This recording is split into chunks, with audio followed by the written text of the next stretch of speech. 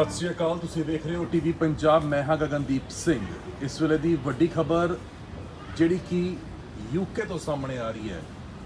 UK ਦੇ ਪ੍ਰਧਾਨ ਮੰਤਰੀ ਬੋਰਿਸ ਜੌਨਸਨ ਨੇ ਭਾਰਤ ਆਉਣ ਦਾ ਸੱਦਾ ਠੁਕਰਾ ਦਿੱਤਾ ਹੈ। ਜੀ ਹਾਂ, ਤੁਹਾਨੂੰ ਦੱਸ ਦਈਏ ਕਿ ਪ੍ਰਧਾਨ ਮੰਤਰੀ ਨਰਿੰਦਰ ਮੋਦੀ ਉਹਨਾਂ ਨੇ ਰਿਪਬਲਿਕ ਡੇ ਵਾਸਤੇ ਖਾਸ ਤੌਰ ਦੇ ਉੱਤੇ ਨਿਯੋਤਾ ਯੂਕੇ ਦੇ ਪ੍ਰਧਾਨ ਮੰਤਰੀ ਬੋਰਿਸ ਜੌਨਸਨ ਉਹਨਾਂ ਨੂੰ ਭੇਜਿਆ ਸੀਗਾ, ਜਿਸ ਦੇ ਵਿੱਚ ਉਹਨਾਂ ਨੇ 26 ਜਨਵਰੀ ਨੂੰ ਮਨਾਈ ਜਾਣ ਵਾਲੀ ਰਿਪਬਲਿਕ ਡੇ ਪਰੇਡ ਦੇ ਵਿੱਚ ਸ਼ਿਰਕਤ ਕਰਨੀ ਸੀ। ਪਰ ਅੱਜ ਸਵੇਰੇ ਜਦੋਂ ਯੂਕੇ ਦੇ ਪ੍ਰਧਾਨ ਮੰਤਰੀ ਬੋਰਿਸ ਜੌਨਸਨ ਨਾਲ ਦੀ ਗੱਲਬਾਤ ਪ੍ਰਧਾਨ ਮੰਤਰੀ ਨਰਿੰਦਰ ਮੋਦੀ ਉਹਨਾਂ ਦੇ ਨਾਲ ਹੁੰਦੀ ਹੈ ਤਾਂ ਉਹਨਾਂ ਦੇ ਵੱਲੋਂ ਕਿਹਾ ਜਾਂਦਾ ਹੈ ਕਿ ਜਿਸ ਤਰੀਕੇ ਦੇ ਨਾਲ ਯੂਕੇ ਦੇ ਵਿੱਚ ਕਰੋਨਾ ਵਾਇਰਸ ਦੇ ਮਾਮਲੇ ਵੱਧ ਰਹੇ ਨੇ, ਕਰੋਨਾ ਪੈਂਡੈਮਿਕ ਵੱਧ ਰਿਹਾ ਹੈ, ਉਸ ਦੇ ਚਲਦੇ ਹੋਏ ਉਹਨਾਂ ਦਾ ਭਾਰਤ ਆਉਣਾ ਸੰਭਵ ਨਹੀਂ ਹੈ।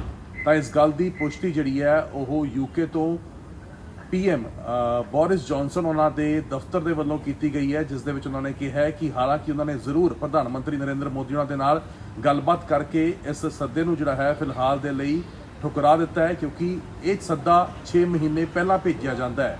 ਜਦੋਂ ਰਿਪਬਲਿਕ ਡੇ ਦਾ ਫੰਕਸ਼ਨ ਆਉਣਾ ਹੁੰਦਾ ਹੈ ਤਾਂ ਉਸ ਤੋਂ ਪਹਿਲਾਂ ਇਹ ਪ੍ਰੋਟੋਕਾਲ ਹੁੰਦਾ ਹੈ ਕਿ ਸੱਦਾ ਜਿਹੜਾ ਹੈ ਉਹ 6 ਮਹੀਨੇ ਪਹਿਲਾਂ ਭੇਜਿਆ ਜਾਂਦਾ ਹੈ। ਪ੍ਰਧਾਨ ਮੰਤਰੀ ਨਰਿੰਦਰ ਮੋਦੀ ਤੇ ਨਾਲ ਹੀ ਰਾਸ਼ਟਰਪਤੀ ਦੀ ਮਨਜ਼ੂਰੀ ਤੋਂ ਬਾਅਦ ਇਹ ਸੱਦਾ ਭੇਜਿਆ ਜਾਂਦਾ ਹੈ। ਹਾਲਾਂਕਿ ਗੱਲ ਕਰੀਏ ਇਹ ਸੱਦੇ ਦੀ ਤਾਂ ਇਸ ਸੱਦੇ ਦੇ ਵਿੱਚ ਵੱਡੀ ਗੱਲ ਇਹ ਸੀ ਕਿ ਇਸ ਵਾਰ ਜੇਕਰ ਬੋਰਿਸ ਜੌਨਸਨ ਭਾਰਤ ਆਉਂਦੇ ਤਾਂ ਉਹ 6ਵੇਂ ਪ੍ਰਧਾਨ ਮੰਤਰੀ ਹੁੰਦੇ ਜਿਹੜੇ ਯੂਕੇ ਦੇ ਭਾਰਤ ਦੇ ਵਿੱਚ ਆ ਕੇ ਇਸ ਰਿਪਬਲਿਕ ਡੇ ਦੇ ਵਿੱਚ ਹਿੱਸਾ ਲੈਂਦੇ। ਇਸ ਤੋਂ ਪਹਿਲਾਂ ਸਭ ਤੋਂ ਪਹਿਲਾਂ ਜੇਕਰ ਅਸੀਂ ਗੱਲ ਕਰੀਏ ਤਾਂ ਜੌਨ ਮੇਜਰ ਜਿਹੜੇ ਸੀਗੇ ਉਹ ਭਾਰਤ ਆਏ ਸੀਗੇ। ਜੌਨ ਮੇਜਰ ਹੋਣੀ 1993 ਦੇ ਵਿੱਚ ਪਹਿਲੀ ਵਾਰ ਰਿਪਬਲਿਕ ਡੇ ਦੇ ਮੌਕੇ ਦੇ ਉੱਤੇ ਭਾਰਤ ਆਏ ਸੀ ਤੇ ਹੁਣ ਜੇਕਰ ਬੋਰਿਸ ਜੌਨਸਨ ਆਉਂਦੇ ਤਾਂ ਉਹ 6ਵੇਂ ਪ੍ਰਧਾਨ ਮੰਤਰੀ ਹੋਣੇ ਸੀ। ਪਰ ਜਿਸ ਤਰੀਕੇ ਦੇ ਨਾਲ ਕਰੋਨਾ ਦੇ ਕੇਸਿਸ ਲਗਾਤਾਰ ਵੱਧ ਰਹੇ ਨੇ ਤਾਂ ਉਸ ਦੇ ਚਲਦੇ ਹੋਏ ਇਹ ਸੱਦਾ ਜਿਹੜਾ ਹੈਗਾ ਖਾਸ ਤੌਰ ਦੇ ਉੱਤੇ ਠੁਕਰਾ ਦਿੱਤਾ ਗਿਆ। ਉਹਨਾਂ ਦੇ ਵੱਲੋਂ ਕਿਹਾ ਗਿਆ ਹੈ ਕਿ ਇਸ ਵੇਲੇ ਲੋੜ ਹੈ ਮੈਨੂੰ ਕਿ ਮੈਂ ਯੂਕੇ ਦੇ ਵਿੱਚ ਰਵਾਂ ਤੇ ਇਸ ਪੈਂਡੈਮਿਕ ਨੂੰ ਕੰਟਰੋਲ ਕਰਾਂ, ਕਿਉਂਕਿ ਕਰੋਨਾ ਵਾਇਰਸ ਦਾ ਇੱਕ ਹੋਰ ਸਟ੍ਰੇਨ ਜਿਹੜਾ ਸਾਹਮਣੇ ਆਇਆ ਹੈ ਤਾਂ ਉਸ ਦੇ ਚਲਦੇ ਹੋਏ ਕਰੋਨਾ ਦੇ ਚਲਦੇ ਹੋਏ ਕਾਫੀ ਫਲਾਈਟਾਂ ਵੀ ਰੱਦ ਕਰ ਦਿੱਤੀਆਂ ਗਈਆਂ ਸੀਗੀਆਂ। ਭਾਰਤ ਦੇ ਵੱਲੋਂ ਵੀ ਕਾਫੀ ਫਲਾਈਟਾਂ ਰੱਦ ਕੀਤੀਆਂ ਗਈਆਂ ਸੀਗੀਆਂ। ਪਰ ਹੁਣ ਬੋਰਿਸ ਜੌਨਸਨ ਉਹਨਾਂ ਦੇ ਵੱਲੋਂ ਕਿਹਾ ਗਿਆ ਹੈ ਕਿ ਅਸੀਂ ਇਸ ਸੱਦੇ ਦੇ ਉੱਤੇ ਨਹੀਂ ਆ ਸਕਦੇ। ਹਾਲਾਂਕਿ ਉਹਨਾਂ ਨੇ ਇਹ ਵੀ ਗੱਲ ਕਹੀ ਹੈ ਕਿ ਆਉਣ ਵਾਲੇ ਦਿਨਾਂ ਦੇ ਵਿੱਚ 2021 ਦੇ ਵਿੱਚ ਮਿਡ ਦੇ ਵਿੱਚ ਉਹ ਭਾਰਤ ਆਉਣਗੇ ਤੇ ਆ ਕੇ ਜਿਹੜੀ ਹੈਗੀ ਹੈ ਉਹ ਪ੍ਰਧਾਨ ਮੰਤਰੀ ਮੋਦੀ ਉਹਨਾਂ ਦੇ ਨਾਲ ਮੁਲਾਕਾਤ ਕਰਨਗੇ। ਪਰ ਜਿਹੜੀ ਖਬਰ ਅਸੀਂ ਇਹ ਤੁਹਾਨੂੰ ਦੱਸ ਰਹੇ ਹਾਂ ਇਸ ਦੇ ਜੇਕਰ ਅਸੀਂ ਕਰੈਕਟਸ ਦੀ ਗੱਲ ਕਰੀਏ ਜਾਂ ਕਹਿ ਲਓ ਕਿ ਇਸ ਖਬਰ ਦੇ ਵਿੱਚੋਂ ਹੋਰ ਕੀ ਆਪਾਂ ਦੂਸਰਾ ਐਂਗਲ ਦੇਖ ਸਕਦੇ ਹੈਗੇ। ਦੂਸਰਾ ਐਂਗਲ ਇਹ ਹੈ ਕਿ ਜਿਸ ਤਰੀਕੇ ਦੇ ਨਾਲ ਕਿਸਾਨੀ ਅੰਦੋਲਨ ਚੱਲ ਰਿਹਾ ਹੈ, ਜਿਸ ਤਰੀਕੇ ਦੇ ਨਾਲ ਕਿਸਾਨੀ ਅੰਦੋਲਨ ਮਗਿਆ ਹੋਇਆ ਤਾਂ ਉਸ ਦੇ ਵਿਚਕਾਰ ਇੱਕ ਅਪੀਲ ਕਿਸਾਨਾਂ ਦੇ ਵੱਲੋਂ ਕੀਤੀ ਗਈ ਸੀਗੀ ਯੂਕੇ ਦੇ तमाम MPs ਨੂੰ ਜਿਹੜੇ ਪੰਜਾਬ ਦੇ ਨਾਲ ਸੰਬੰਧ ਰੱਖਦੇ ਨੇ। ਤਰਨਜੀਤ ਸਿੰਘ ਢੇਸੀ ਉਹਨਾਂ ਨੂੰ ਖਾਸ ਤੌਰ ਦੇ ਉੱਤੇ ਅਪੀਲ ਕੀਤੀ ਸੀ ਕਿ ਬੋਰਿਸ ਜੌਨਸਨ ਉਹਨਾਂ ਦਾ ਜਿਹੜਾ ਇੱਥੋਂ ਦਾ ਦੌਰਾ ਹੈ ਉਸ ਨੂੰ ਰੱਦ ਕਰਵਾਇਆ ਜਾਵੇ ਤਾਂ ਕਿ ਇੱਕ ਮੈਸੇਜ ਜਿਹੜਾ ਹੈਗਾ ਉਹ ਮੋਦੀ ਸਰਕਾਰ ਤੱਕ ਪਹੁੰਚਾਇਆ ਜਾ ਸਕੇ ਕਿ ਬੋਰਿਸ ਜੌਨਸਨ ਤੇ ਨਾਲ ਹੀ ਯੂਕੇ ਦੇ ਜਿਹੜੇ ਲੀਡਰ ਨੇ, ਜਿਹੜੇ ਪੋਲੀਟੀਕਲ ਲੀਡਰ ਹੈਗੇ ਨੇ, ਉਹ ਕਿਸਾਨਾਂ ਦੀ ਹਮਾਇਤ ਕਰ ਰਹੇ ਨੇ, ਉਹ ਕਿਸਾਨਾਂ ਦੇ ਨਾਲ ਖੜੇ ਨੇ, ਜਿਸ ਦੇ ਚਲਦੇ ਹੋਏ ਉਹ 26 ਜਨਵਰੀ ਦੀ ਜਿਹੜੀ ਪਰੇਡ ਦੇ ਵਿੱਚ ਸ਼ਿਰਕਤ ਨਹੀਂ ਕਰ ਸਕਦੇ ਹੈਗੇ।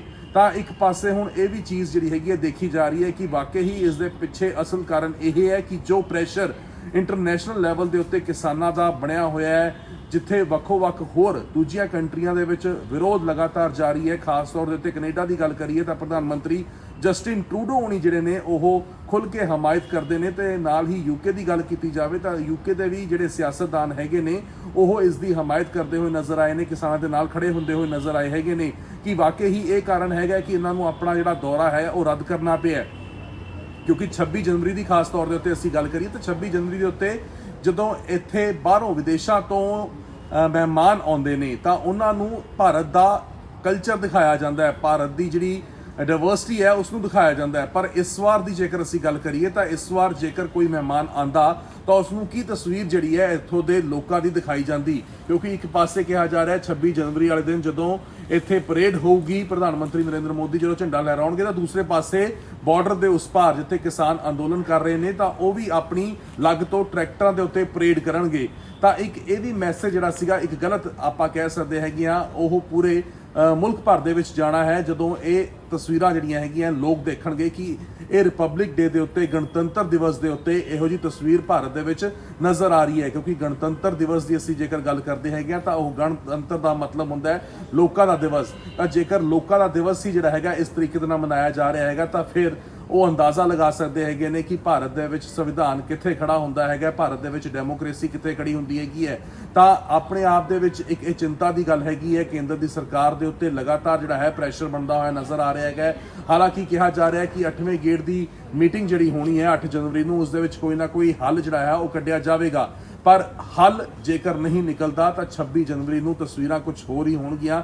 26 ਜਨਵਰੀ ਨੂੰ ਤਸਵੀਰਾਂ ਵੱਖ ਹੋਣਗੀਆਂ ਕਿਉਂਕਿ ਕੱਲ ਜਿਸ ਤਰੀਕੇ ਦੇ ਨਾਲ ਟਰੈਕਟਰ ਮਾਰਚ ਹੋਣਾ ਸੀਗਾ ਤਾਂ ਉਸ ਨੂੰ ਫਿਲਹਾਲ ਦੇ ਲਈ ਇੱਕ ਦਿਨ ਦੇ ਲਈ ਅੱਗੇ ਪੋਸਟਪੋਨ ਕਰ ਦਿੱਤਾ ਗਿਆ। 7 ਮਾਰਚ ਨੂੰ ਖਾਸ ਤੌਰ ਦੇ ਉੱਤੇ ਹੁਣ ਇਹ ਟਰੈਕਟਰ ਮਾਰਚ ਰੱਖਿਆ ਗਿਆ ਤੇ ਕਿਹਾ ਜਾ ਰਿਹਾ ਹੈ ਕਿ ਇਹ ਪ੍ਰੋਪਰ ਡਰੈਸ ਰਿਹਰਸਲ ਹੋਏਗੀ।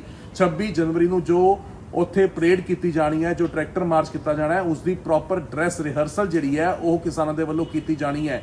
ਤਾਂ ਉਸੇ ਦੇ ਚੱਲਦੇ ਹੋਏ ਇਹ ਟਰੈਕਟਰ ਮਾਰਚ 7 ਜਨਵਰੀ ਨੂੰ ਹੋਊਗਾ। ਪਰ ਜੋ ਵੱਡੀ ਖਬਰ ਇਸ ਵੇਲੇ ਦੀ ਸਾਹਮਣੇ ਆਈ ਹੈ ਉਹੀ ਹੈ ਕਿ ਬੋਰਿਸ ਜੌਨਸਨ ਨੇ ਭਾਰਤ ਆਉਣ ਦਾ ਸੱਦਾ ਜਿਹੜਾ ਹੈ ਉਹ ਠੁਕਰਾ ਦਿੱਤਾ ਹੈ।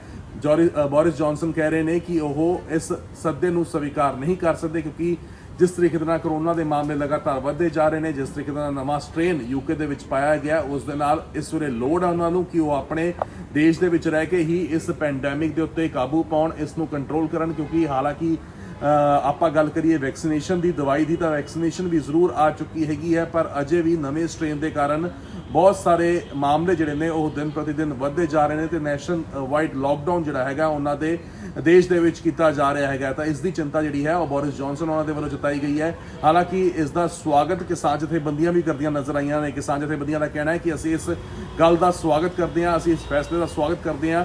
ਹਾਲਾਂਕਿ ਜ਼ਰੂਰ ਉਹਨਾਂ ਨੇ ਗੱਲ ਇਹ ਆਖੀ ਹੈ ਕਿ ਕਰੋਨਾ ਦੇ ਚਲਦੇ ਹੋਏ ਉਹ ਨਹੀਂ ਆ ਸਕਦੇ, ਪਰ ਉਹਨਾਂ ਦਾ ਕਹਿਣਾ ਹੈ ਕਿ ਅਸਲ ਕਾਰਨ ਇਹੀ ਹੈ ਕਿ ਜੋ ਪ੍ਰੈਸ਼ਰ ਬਣਿਆ ਹੈਗਾ, ਜੋ ਸਾਡੇ ਪੰਜਾਬੀ ਐਮਪੀ ਨੇ ਉਹ ਆਪਣੇ ਇਸ ਮਿਸ਼ਨ ਦੇ ਵਿੱਚ ਕਾਮਯਾਬ ਹੋ ਗਏ, ਉਹਨਾਂ ਨੇ ਸਾਡੀ ਆਵਾਜ਼ ਪਹੁੰਚਾਉਣ ਦੇ ਵਿੱਚ ਉਹ ਕਾਮਯਾਬ ਹੋਏ ਨੇ ਤੇ ਪ੍ਰਧਾਨ ਮੰਤਰੀ ਜਿਹੜੇ ਬੋਰਿਸ ਜੌਨਸਨ ਨੇ ਉਹ ਇਸ ਸੱਦੇ ਨੂੰ ਠੁਕਰਾ ਰਹੇ ਨੇ। ਤਾਂ ਇੱਕ ਵੱਡਾ ਮੈਸੇਜ ਜਿਹੜਾ ਹੈਗਾ ਇਹ ਜ਼ਰੂਰ ਇੰਟਰਨੈਸ਼ਨਲ ਲੈਵਲ ਦੇ ਉੱਤੇ ਵੀ ਗਿਆ ਹੈ ਕਿ ਜਦੋਂ ਕੋਈ ਇਹੋ ਜਿਹਾ ਵੱਡਾ ਸਮਾਗਮ ਹੋਵੇ ਤਾਂ ਉਸ ਦੇ ਵਿੱਚ ਜਦੋਂ ਕੋਈ ਮਹਿਮਾਨ ਨੂੰ ਨਿਯੋਤਾ ਦਿੱਤਾ ਹੋਵੇ ਉਹ ਨਾ ਆਵੇ ਤਾਂ ਇਸ ਦੇ ਨਾਲ ਇੱਕ ਇੰਟਰਨੈਸ਼ਨਲ ਲੈਵਲ ਦੇ ਉੱਤੇ ਵੀ ਜਿਹੜੀ ਹੈ ਉਹ ਜ਼ਰੂਰ ਇੱਕ ਮੈਸੇਜ ਆਉਂਦਾ ਹੈਗਾ। ਖਾਸ ਤੌਰ ਦੇ ਉੱਤੇ ਇਹ ਮਹਿਮਾਨਾਂ ਨੂੰ ਇਸ ਕਰਕੇ ਬੁਲਾਇਆ ਜਾਂਦਾ ਕਿਉਂਕਿ ਆਪਸੀ ਰਿਸ਼ਤੇ ਜਿਹੜੇ ਨੇ ਉਹ ਦੋਵੇਂ ਮੁਲਕਾਂ ਦੇ ਵਿਚਕਾਰ ਜ਼ਿਆਦਾ ਸੁਖਾਵੇਂ ਹੋ ਸਕਣ, ਜ਼ਿਆਦਾ ਮਜ਼ਬੂਤ ਹੋ ਸਕਣ।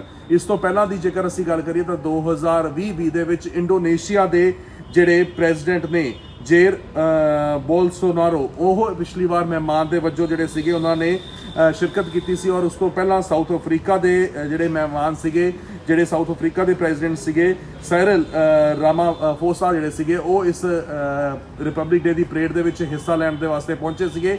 ਪਰ ਇਸ ਵਾਰ 2020-21 ਦੇ ਮੌਕੇ ਦੇ ਉੱਤੇ ਬੋਰਿਸ ਜੌਨਸਨ ਉਹਨਾਂ ਨੇ ਦਿੱਲੀ ਦੇ ਵਿੱਚ ਆ ਕੇ ਮਹਿਮਾਨ ਦੇ ਵਜੋਂ ਆਪਣੀ ਭੂਮਿਕਾ ਨਿਭਾਉਣੀ ਸੀ ਪਰ ਉਹਨਾਂ ਨੇ ਇਹ ਨਿਯੋਤਾ ਠੁਕਰਾ ਦਿੱਤਾ ਹੈ ਤੇ ਇਸ ਵਾਰ ਮਹਿਮਾਨ ਦੇ ਵਜੋਂ ਜੋ ਸੱਦਾ ਭੇਜਿਆ ਗਿਆ ਸੀਗਾ ਉਹ ਖਾਰਿਜ ਹੋ ਚੁੱਕਿਆ, ਉਹ ਠੁਕਰਾ ਦਿੱਤਾ ਗਿਆ ਹੈ। ਤੇ ਹੁਣ ਦੇਖਣਾ ਹੋਊਗਾ 26 ਤਰੀਕ ਨੂੰ ਕਿਹੋ ਜਿਹਾ ਬਿਨ ਮਹਿਮਾਨ ਤੋਂ ਪ੍ਰੋਗਰਾਮ ਭਾਰਤ ਦੇ ਵਿੱਚ ਕੀਤਾ ਜਾਂਦਾ ਹੈ ਤੇ ਦੂਸਰੇ ਪਾਸੇ ਕਿਸਾਨ ਕਿਸ ਤਰੀਕੇ ਦੇ ਨਾਲ ਆਪਣਾ ਟਰੈਕਟਰ ਮਾਰਚ ਕੱਢਦੇ ਨੇ। ਕੈਮਰਾਮੈਨ ਬਲਜਿੰਦਰ ਦੇ ਨਾਲ ਗਗਨਦੀਪ ਸਿੰਘ, ਟੀਵੀ ਪੰਜਾਬ, ਦਿੱਲੀ। ਸਤਿ ਸ਼੍ਰੀ ਅਕਾਲ ਜੀ, ਮੈਂ ਨਿਰਮਲ ਮਾਨ ਪੂਰਾ ਟੈਕਸਟਾਈਲ ਮਿਲ ਤੋਂ। ਇਹ ਤੁਸੀਂ ਵੀਡੀਓ ਦੇਖ ਰਹੇ ਸੀ ਟੀਵੀ ਪੰਜਾਬ ਦੇ ਉੱਤੇ। ਇਹੋ ਜਿਹੇ ਹੋਰ ਜਾਣਕਾਰੀ ਭਰਪੂਰ ਵੀਡੀਓ ਦੇਖਣ ਵਾਸਤੇ ਟੀਵੀ ਪੰਜਾਬ ਦੇ ਚੈਨਲ ਨੂੰ ਸਬਸਕ੍ਰਾਈਬ ਕਰੋ ਤੇ ਨਾਲ ਹੇਠ ਦਿੱਤੇ ਹੋਏ ਬੈਲ ਆਈਕਨ ਦੇ ਬਟਨ ਦਬਾਓ। ਸਤਿ ਸ਼੍ਰੀ ਅਕਾਲ।